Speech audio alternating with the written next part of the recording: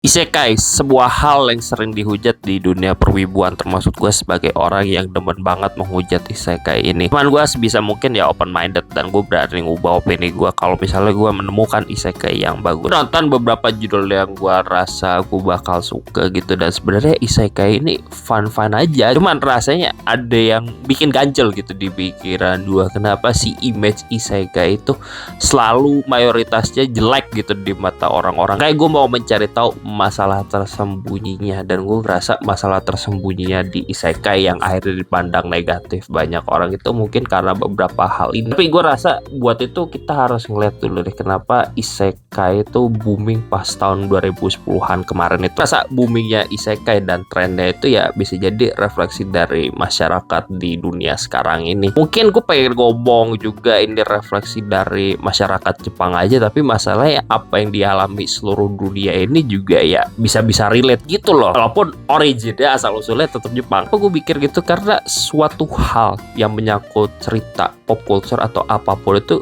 biasanya ada kaitannya sama refleksi situasi entah sosial, entah politik atau apapun yang terjadi di asal tempat tersebut loh. Kayak Captain America asal usulnya bisa lu tarik refleksi masyarakat Amerika pas dunia kedua itu kayak gimana. Nah kalau isekai bisa di booming karena situasi yang ada di Jepang itu kayak yang workaholicnya parah banget dan orang pengen pindah dan mulai ke awal baru. Dan gue rasa isekai jadi refleksi fantasi apa yang banyak orang pengenin di sana. Nah sikon pekerjaan gila ini juga sebenarnya kalau dipikir-pikir gak terjadi di Jepang doang, tapi sedunia ini ngerasain juga situasi kerja yang ngaco juga gitu. Jadi ngeliat isekai pas banget. Hasilnya kayak ngebikin kesannya MC isekai itu banyak yang orang capek di dunia ini akhirnya pindah ke dunia lain. Yang itu kalau misalnya kita ngeliat dari pekerjaan. Cuman kalau misalnya kita turunin dikit nih ke anak sekolahan, biasanya MC-nya yang kayak korban bully yang sebenarnya pengen ngelawan pembuli dan pengen berubah, cuman dia tuh nggak tahu mulai dari mana. Isekai itu bisa jadi kayak ada kaitannya sama hal itu, keinginan ideal dipengenin orang-orang tertentu. Dan yang sering jadi poster child isekai itu ya hal ini, elemen restart di tempat baru, yang gua rasa penting buat konteks kenapa akhirnya isekai itu banyak ginian ya. Yang kalau misalnya MC itu kalau bukan korban kerja ya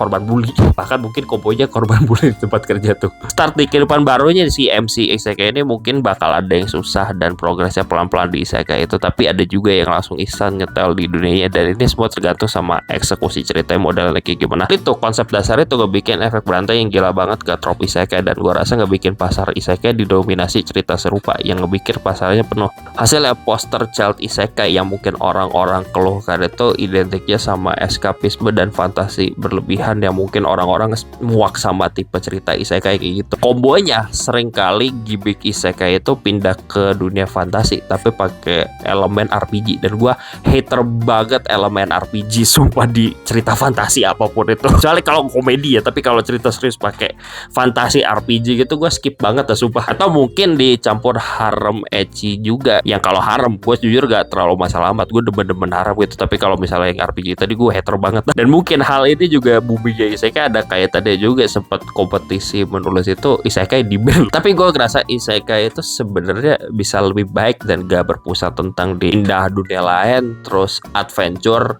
gimmick video game RPG, dan si MC kalau cowok itu dikelilingin harem, atau kalau misalnya cewek itu sebenarnya ada kayak apa ya ekuivalennya gitu, which is the Villanes trope itu. Tapi itu mungkin yang Villanes itu ya attempt buat eksplorasi isekai gitu, pengen mencoba apa sih yang bisa dieksplor di isekai ini ke arah yang lebih variatif, ke arah yang lebih baik. Gimana ya contohnya, gue suka banget sama Tonde Moskir itu karena apa ya, appealnya ngelihat orang makan makanan yang biasa ada di dunia kita tapi dikasih twist bahan-bahannya campuran monster dunia fantasi, gimana cara dimasaknya itu menarik sumpah. Atau mungkin buat cerita yang lebih serius ya, gue nemu banget namanya isekai dokter. Itu serunya di saat dunia itu orang sakit harus pakai sihir sembuhnya, dan orang yang punya ilmu sihir itu cuma ras manusia doang, dan ilmu medis kayak misalnya dokter gitu-gitu nggak ada di dunia mereka. Dengan munculnya dokter dari dunia kita gitu yang paham ilmu medis, itu bisa ngacak-ngacak situasi sosial politik dunia tersebut loh. Dan cerita ini ya bisa dibilang jadi semacam kritik sistem kesehatan juga. Jadi poin utama gue gimmick isekai itu sebenarnya ya bisa limitless loh.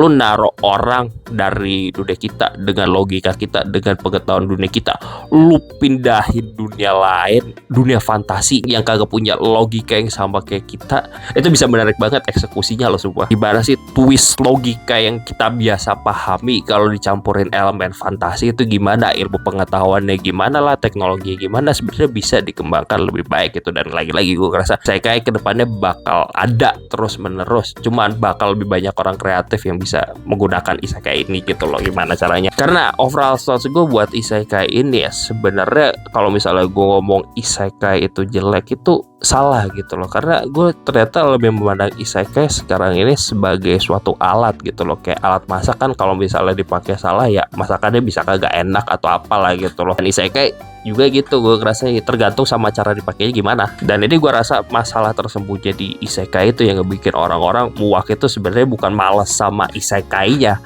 tapi bagi gue males sama cara dipakainya yang dominannya pas zaman booming yang jadi poster child itu dunia fantasi combo pakai gimmick game, combo ada harem ya, itu gua rasa yang jadi orang-orang malasnya itu cara dipakainya ke depannya. Dan sekarang ini gue ngerasa udah banyak isekai yang meninggalkan elemen kayak gitu loh kalau misalnya kita mencari di tempat yang tepat. Dan lagi-lagi gue ngerasa anime isekai bakal ke arah situ perkembangannya gitu, gak bakal hilang tapi bakal berkembang ke arah yang lebih baik aja. Karena balik lagi ya, isekai itu ada yang bagus, ada yang gak bagus juga, tergantung cara makainya dan tergantung selera gue kayak gimana. Jadi gitu aja take gue ke isekai ini adalah alat aja, tinggal nunggu gimana yang bikinnya. Udah gitu aja, bye.